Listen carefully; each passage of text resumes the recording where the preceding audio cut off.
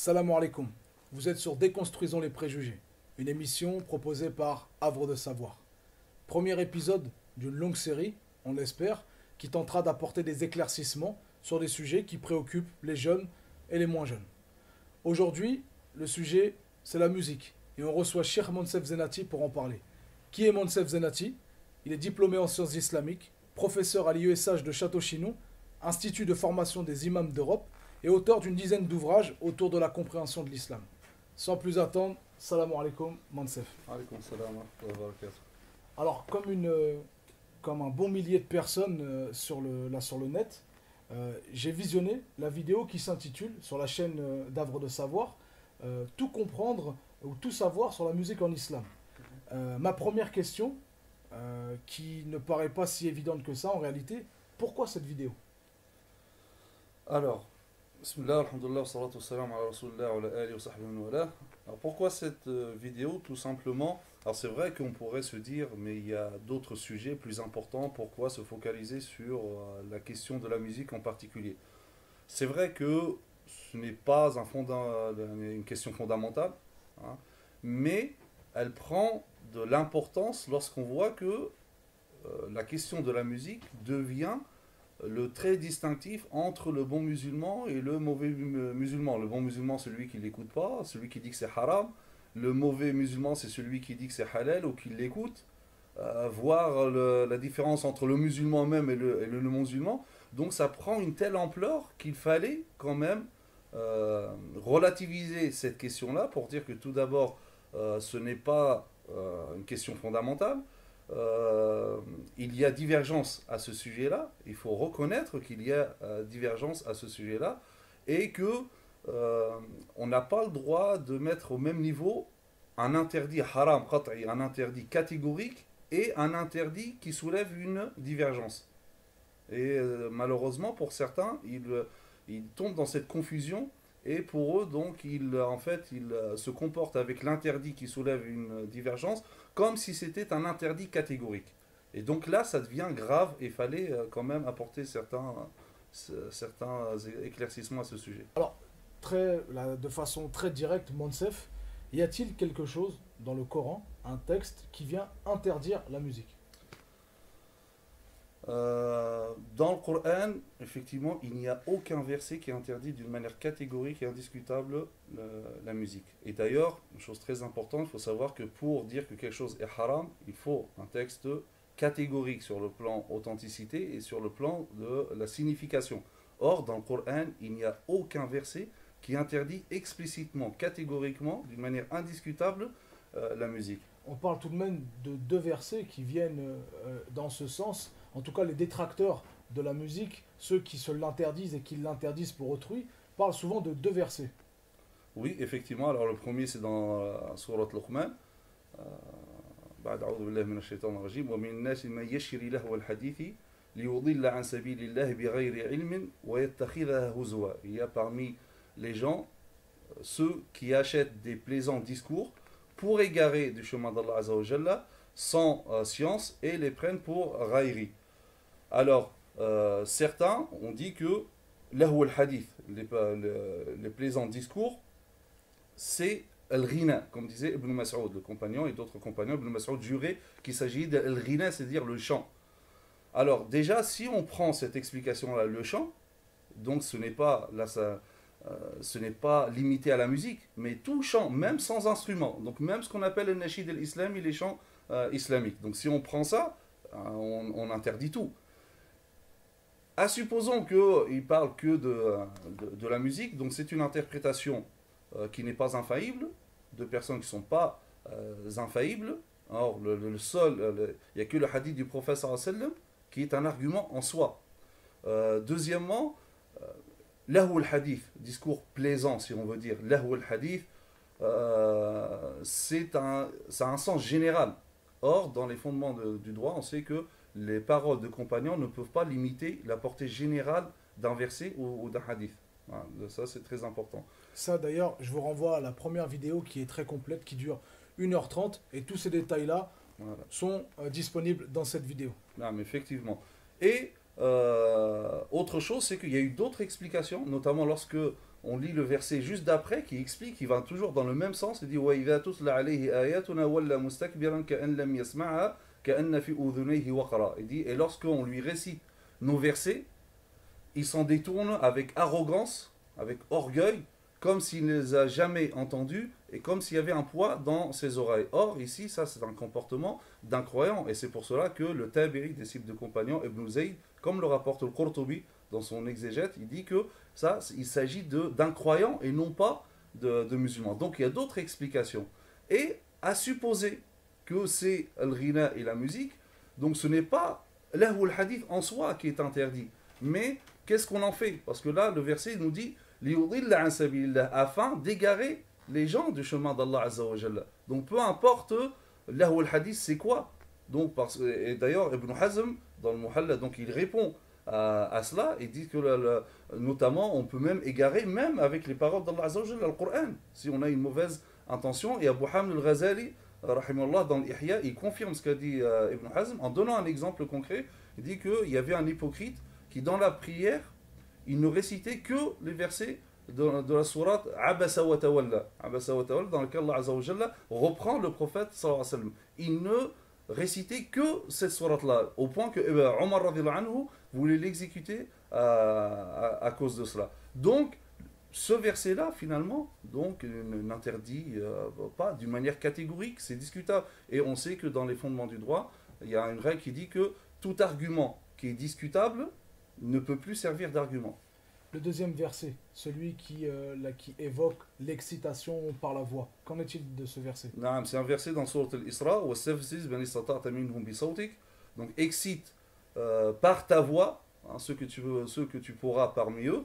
Alors ici, en fait, c'est bisautik. Ça veut dire quoi, sautik, ta voix? Alors effectivement, il y a parmi les pieux prédécesseurs comme Mujahid et Al-Dhaha qui disent qu'il s'agit des instruments avant. Mais d'ailleurs, donc c'est, comme j'ai dit tout à l'heure, des explications de gens qui ne sont pas infaillibles.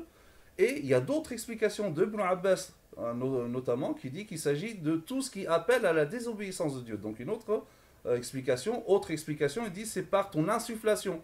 Toutes ces explications-là se trouvent dans l'exégète de Al-Qurtubi. Donc là encore, ce n'est pas un argument, étant donné que l'argument est discutable, donc il ne peut plus servir d'argument pour l'interdiction. Et concernant la sunna, les hadiths, notamment des hadiths de Bukhari qu'on entend souvent, qui nous sont amenés, qui témoignent justement qu'il viendra un temps où certaines personnes de la communauté de Mohammed sallallahu alayhi wa sallam viendra rendre licite, alors parmi toute une série de choses, la musique, les instruments. Non, effectivement, ce hadith-là se trouve dans le recueil de Bukhari, rahimahullah, donc dans lequel il dit que le professeur s'est dit La yakunanna qawmun min ummati yastahilluna al-hira wal-harira wal-khamr wal-ma'azif. Il dit il y aura dans ma communauté des gens qui vont s'autoriser la fornication, la soie, l'alcool et les instruments avant, al-ma'azif.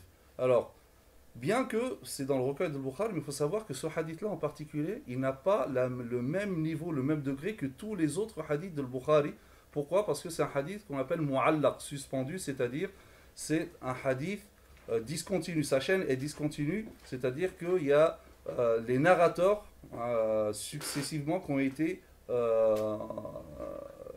rompus, c'est-à-dire n'ont pas été cités au début de la chaîne, de côté de le Bukhari. Et donc ce hadith-là, les savants ils ont divergé. Est-ce qu'on lui donne le statut d'un hadith continu ou discontinu? Donc c'est pour ça que ce hadith-là il est très discutable par rapport à cela. Donc c'est pas parce qu'il est dans le Bukhari qu'il a le même niveau que tous les autres hadiths de Bukhari que le Bukhari a cité selon la chaîne. Et d'ailleurs, le Bukhari lui-même, où il cite ce verset-là, il n'y a aucun chapitre qui parle d'interdiction de la musique. Il le cite uniquement dans le chapitre des boissons. Il dit Babu Maja'a, donc le chapitre de tout ce qui a été relaté concernant ceux qui donnent à l'alcool un autre nom, qui n'est pas son nom. Et donc on voit bien ici que là il n'a même pas parlé de la musique, il n'y a même pas un chapitre d'interdiction de la musique. Et d'autres hadiths qui vont dans ce sens-là, ils ne sont pas authentiques. Et d'ailleurs, à supposer même que c'est authentique, il faut savoir deux choses. Tous les hadiths qui parlent de l'avenir, comme on voit des hadiths qui parlent des signes de l'heure, que le meurtre, la fornication, la consommation de l'alcool vont se répandre, etc. Le texte en soi, ce n'est pas un argument pour interdire ces choses que le texte mentionne. Mais forcément, il y a d'autres textes qui interdisent ces choses-là initialement. Donc c'est pareil par rapport ici à un autre cas, parce qu'il parle de, ça c'est l'ikhbar et pas l'insha. Donc il est en train de parler d'une information qui va venir plus tard, dans l'avenir.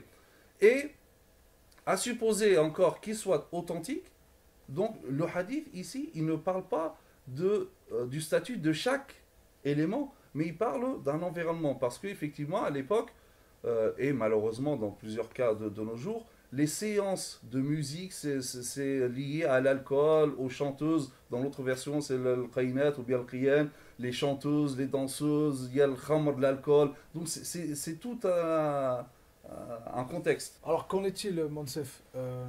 Comment tu expliques que l'avis le plus répandu soit celui justement qui interdise la musique? Comment expliquer le fait que les détracteurs de cet avis, de l'avis qu'on est en train de développer aujourd'hui, soit le plus répandu sur le net, dans les gens que l'on puisse rencontrer, chez les jeunes de façon générale? Alors, pourquoi? Parce que déjà, malheureusement, donc les jeunes, le seul accès qu'ils ont à la science, c'est Internet. Et c'est les avis qui circulent le plus sur Internet, mais ça ne veut pas dire que eux, c'est les avis les plus répandus dans la communauté musulmane. Et c'est les avis qui font plus de bruit aussi.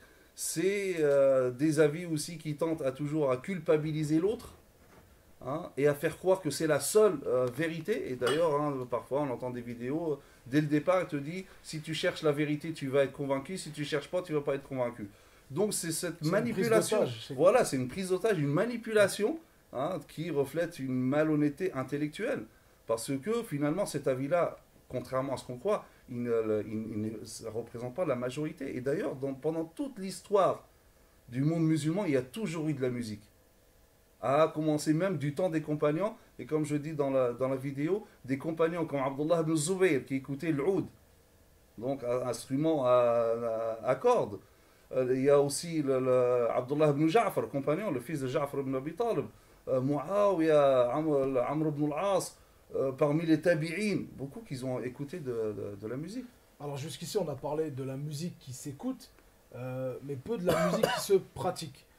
Alors, est-il autorisé à en faire son métier? Est-il possible pour un musulman d'avoir une activité artistique à plein temps? Oui, bien alors, par rapport à cette question-là, mais juste pour revenir Sur la par précédente? rapport à la précédente, juste pour conclure par rapport à ce caractère licite de la musique d'une manière générale, à la musique, on parle de la musique en soi, pas ce qu'on fait de la musique. Le hadith du prophète sallam, lorsque Abu Musa al-Ash'ari récite le Coran devant le prophète sallam, qui est rapporté dans le Bukhari Muslim, et pour le féliciter, il lui dit Outita mizmaran min mazamiri ali Daoud. Il dit on t'a donné, Allah t'a donné un mizmar. Un mizmar, c'est le genre de flûte parmi les flûtes de El Daoud, de la famille de Daoud alayhi salam. Comment le prophète sallam aurait comparé la belle voix de Abu Musa al-Ash'ari à quelque chose d'interdit? C'est pas logique. S'il l'a comparé, il compare à quelque chose de licite. On ne compare pas par rapport à quelque chose de. Je dis pas oui, tu étais fort comme un porc. C'est toujours pas. Donc, c'est par bon rapport comme de l'alcool. Voilà, voilà exactement. Par rapport à. Par rapport au métier, parce que j'ai Voilà. beaucoup de confrères aussi qui me disent, enfin, qui se sont interdits pour eux-mêmes la musique, qui ont arrêté ce métier-là parce qu'ils ne trouvaient pas un équilibre entre pratique artistique et pratique religieuse. Parce que la plupart des avis auxquels ils se référaient étaient la plupart du temps des avis qui pénalisaient la musique. D'accord. Alors ici, il y a deux choses. Soit la personne se dit, bah, il n'a pas trouvé, comme tu as dit, d'équilibre, mais juste parce qu'il n'a pas trouvé cet équilibre, parce que le milieu de la musique, ça peut être dangereux lorsqu'on est mal entouré, etc. Donc lui, pour se préserver, il se dit, moi, j'arrête, ça c'est une chose. Mais après, s'il dit, parce que c'est interdit, là, ça devient discutable. Et parce que la musique, la chanson, ou d'une manière générale, ça peut être un moyen aussi de transmettre un message. Ça peut un moyen de da'wah. Da'wah, donc, a plusieurs moyens. Et ça peut être un moyen. Et surtout, si quelqu'un excelle dans ce domaine-là, quand on peut exceller dans d'autres domaines, donc celui qui était peut-être loin de l'islam ou non musulman avant, et ensuite il revient à l'islam, il doit utiliser ce don. Hein, parce que si un don qui est mal placé, c'est un défaut. Mais lorsqu'il est bien placé, c'est une qualité. Comme disait le professeur Hassan, le meilleur d'entre vous pendant l'islam, c'est le meilleur d'entre vous avant l'islam, si en plus il a bien compris. Donc au lieu d'effacer, d'opprimer ce don, au contraire, il faut le développer et faire en sorte qu'il soit au service de da'wah de l'islam, d'Allah Azza wa Jalla, de passer les bons messages auprès de la jeunesse. Maintenant, le fait d'en faire un métier, la règle dit que ihtiraful mubah, mubah. C'est-à-dire faire de quelque chose de licite son métier, c'est aussi licite, étant donné que l'objet du métier, il est licite. Donc en faire son métier est licite, donc il n'y a rien qui l'interdit. Monsef, merci. On arrive à la fin de l'émission. Merci de nous avoir suivis. Chers internautes, respectons-nous avant tout. C'est un sujet à divergence et la divergence nécessite avant tout beaucoup de respect. Je vous donne rendez-vous pour le 2e épisode. En attendant, méfions-nous de ce que nous pensons savoir. Salam alaikum.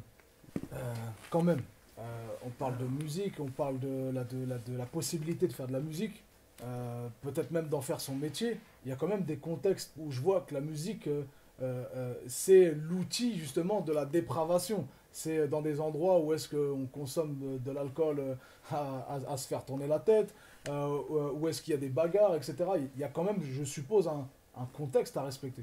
Bien sûr, nous on a parlé de la musique en soi, les instruments. Après, ça dépend de ce qu'on fait. Comme toute chose licite, d'une manière générale, le mubah, il peut tendre vers la recommandation ou vers l'obligation, hein, selon des éléments, mais aussi il peut tendre vers la répréhension, voire l'interdiction, selon les facteurs. En fait, il y a le contenu.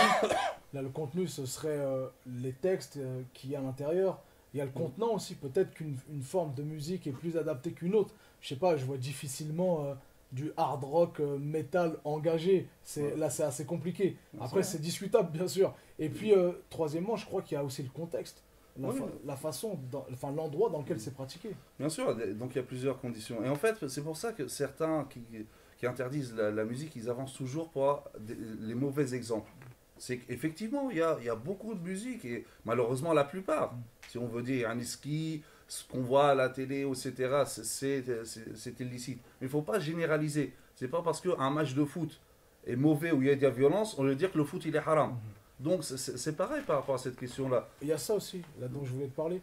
Et souvent, il y a des remarques qui reviennent, c'est la musique est interdite de toute façon parce que elle ne peut cohabiter dans le cœur avec le Coran. Il ne peut y avoir cohabitation entre le Coran et la musique. Non, ça c'est des discours simplistes, ça n'a aucun sens. Allah Azza wa Jalla dit dans le Coran, Zuyyina linnasi hubbu shahawat. Donc on a embelli dans le cœur des gens l'amour des belles choses. Ça c'est un discours qui tient pas. Donc tu aimes, bien sûr tu aimes le Coran, mais tu aimes d'autres choses, tu aimes te distraire, tu aimes etc. Et parfois on a même besoin de distraction, comme disait Ali radhiyallahu anhu. Il disait donc aidez-vous par la distraction, car les cœurs, lorsqu'ils se lassent, ils deviennent aveugles. Tout est comme j'ai les conditions. Les conditions, bien sûr, il ne faut pas que les paroles soient obscènes, il ne faut pas que ça soit une apologie de la violence, du sexe, etc. Comme tu as dit, le contenant, c'est-à-dire même aussi la façon d'interpréter. Le texte peut être bon, mais la façon d'interpréter est vulgaire. Les clips, on voit vraiment l'image dégradante de la femme, un étalage de chair, etc. Bien sûr, tout ça, c'est haram. L'environnement, comme tu as dit, lorsqu'on est dans un endroit où il y a de la musique, bien sûr, il faut que ce soit un environnement, c'est-à-dire licite également. Donc il n'y a pas d'alcool, de drogue, de dépassement des règles de la pudeur, de l'hystérie qu'on voit chez les fans, etc. Là, bien sûr, ça devient interdit. Et comme dans toute chose, la modération, pour les personnes qui écoutent, il faut que ça soit comme du sel dans un repas. Si on en met trop, c'est immangeable. Donc, et c'est pour ça, comme Abdullah Jouday, il a dans un livre qu'il a écrit extraordinaire sur la musique, il dit qu'en fait la musique ça peut être interdit bien sûr, si mais on parle par rapport au temps, pas par rapport au contenu. Si ça détourne de la salat, quelqu'un lors de la salat arrive, il écoute, non, il préfère écouter, finir l'album, etc. Lors de la salat sort, Voilà, là un bien sens sûr, de priorité à avoir. voilà, là la musique, à ce moment-là, écouter de la musique, et c'est haram. Ou si Ça pourrait être même le cas en regardant un match de foot. À ce voilà, moment-là. bien, comme je dis, c'est la règle du mubah, ça, Ok. du licite. Et aussi, si le fait d'écouter de la musique me détourne d'un acte recommandé. Au lieu, par exemple, j'ai fait dhuhr, au lieu de faire 2 rak'at, directement je vais écouter de la musique, alors que j'aurais pu faire mes 2 rak'at avant, c'est recommandé. Là, ça devient répréhensible, mais pas interdit. Donc ça dépend. Voilà, 3 règles à respecter. Contenu, contenant, contexte. Et surtout, une parole de rappeur, c'est pas une parole de prophète, c'est pas une parole, attention, on ne mélange pas. Ali a dit si tu kiffes, fais-le avec modération. Et une dernière chose, pour les détracteurs, c'est pas écrit dealer, hein, c'est écrit leader. Voilà. Méfions-nous de ce que nous pensons savoir.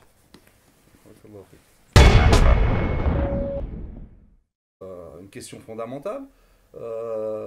Il y a divergence à ce sujet-là. Il faut reconnaître qu'il y a divergence à ce sujet-là et que on n'a pas le droit de mettre au même niveau un interdit haram, qat'i, un interdit catégorique et un interdit qui soulève une divergence. Et malheureusement, pour certains, ils tombent dans cette confusion et pour eux, donc, ils se comportent avec l'interdit qui soulève une divergence comme si c'était. Elle prend de l'importance lorsqu'on voit que la question de la musique devient le trait distinctif entre le bon musulman et le mauvais musulman. Le bon musulman, c'est celui qui ne l'écoute pas, celui qui dit que c'est haram. Le mauvais musulman, c'est celui qui dit que c'est halal ou qui l'écoute.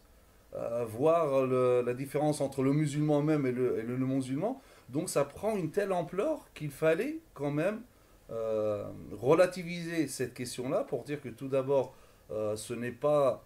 Ou tout savoir sur la musique en islam. Ma première question, qui ne paraît pas si évidente que ça en réalité, pourquoi cette vidéo? Alors, Bismillah, alhamdulillah, salatu wassalam ala rasulillah wa ala alihi wa sahbihi wa wala. Alors pourquoi cette vidéo? Tout simplement, alors c'est vrai qu'on pourrait se dire, mais il y a d'autres sujets plus importants, pourquoi se focaliser sur la question de la musique en particulier? C'est vrai que ce n'est pas une question fondamentale, hein, mais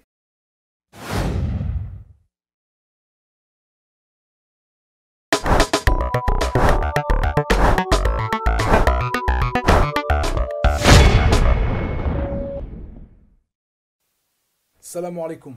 Vous êtes sur Déconstruisons les préjugés, une émission proposée par Havre de Savoir.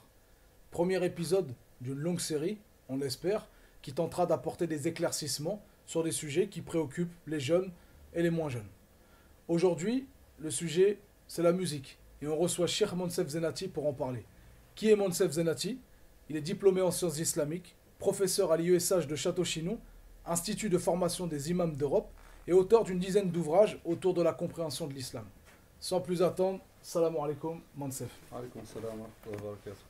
Alors, comme un bon millier de personnes sur le net, j'ai visionné la vidéo qui s'intitule, sur la chaîne d'Havre de Savoir, Tout comprendre